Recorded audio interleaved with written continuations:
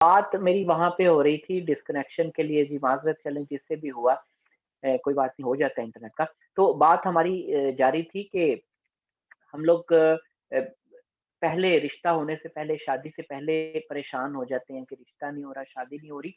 देखिए ये चीज़ें ना, आप देखिए इख्तियार की बात है ना, आप ये देखें कि आपके पास इख्तियार है कि आप उठ के शादी के लिए किसी को कह सकते हैं, या आप किसी को कोई रिश्ता किसी बहन के हैं, वो अगर गैर ज़िम्मेदारी या लापरवाही का मुज़ाहिरा करें, तो अल्लाह उनसे पूछेगा।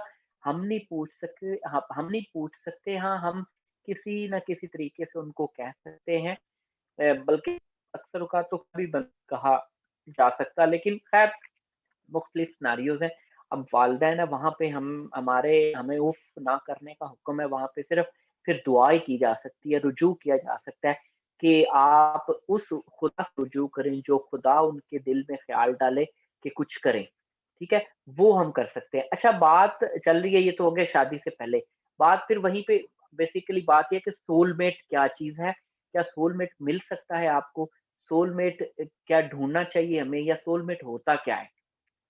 मैं अब मेन टॉपिक से दोबारा से स्टार्ट करता हूँ कि सोलमेट रूह था, जिसकी रूह जाग चुकी हो, और 2 बंदे ऐसे जिनकी रूह जाग चुकी हो।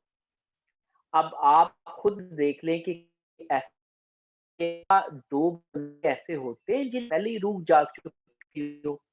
हमारी रूह तो जागी है ठोकरें खाकर, दुःख से गुज़रकर, गम से गुज़रकर, रिश्तों से गुज़रकर, निभाव करके, अच्छे-बुरे तजुर्बात करके, फिर हमारी रूह जागती है। पहले तो हम नफ्स हमारा चलता है, हम तो टोटली नफ्स पे चल रहे होते हैं, हमें नहीं पता रूह क्या चीज़ होती है। हमें तो जब ठोकने लगते हैं, जब कोई ऐसा मौका आता है, जब हमारे इर्द-गिर्द कोई बंदा नहीं होता, तो फिर हमें खुदा याद आता है।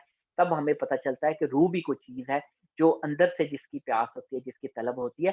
तो याद रखिएगा कि शादी से पहले तो कोई सोलमेट नहीं होता, पक्की बात है ये। ये लिख लें, ये कहीं पे नोट कर लें, आप इस पे गौर करना शुरू कर दें कि कोई सोलमेट शादी से पहले नहीं होता, ना ही कोई आपको इंटरनेट से मिल सकता है।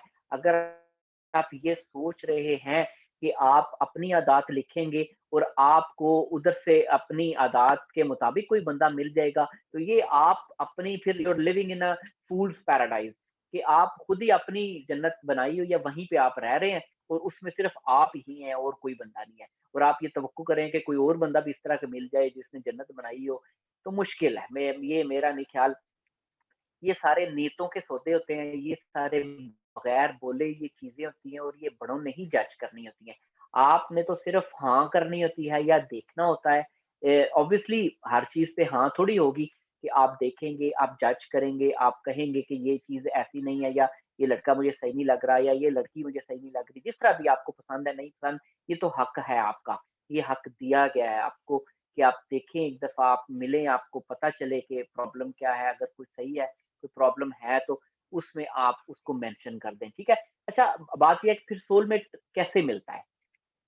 सोलमेट ऐसे मिलता है कि जब 2 बंदे जो आपस में कनेक्ट हुए हैं, जो निकाह में आए हैं, जिनकी शादी हुई है, अब ज़ाहिर है दोनों जो है नफ्स पे ज़्यादा गालिब है उन पे, दुनियावी चीज़ें गालिब हैं, ख्वाहिशात गालिब हैं, सारी चीज़ें गालिब हैं।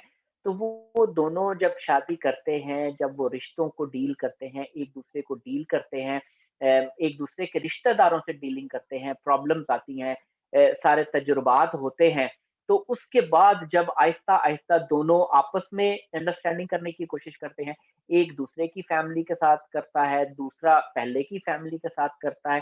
तो ये करते-करते एक स्टेज ऐसी आती है, वो स्टेज अब depend on every single couple.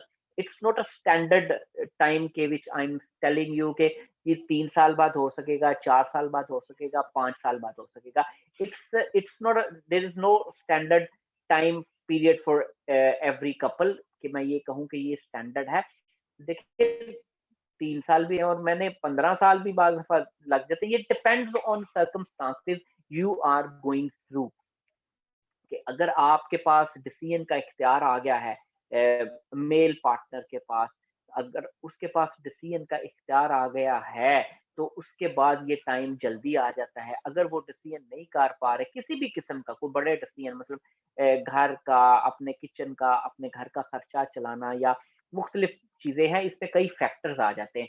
तो वो ये करते-करते जब इधर से गुज़रते हैं, तो फिर उसके बाद आपके झगड़े भी होते हैं, आपकी लड़ाइयाँ भी होती हैं, आपका प्यार भी चलता है।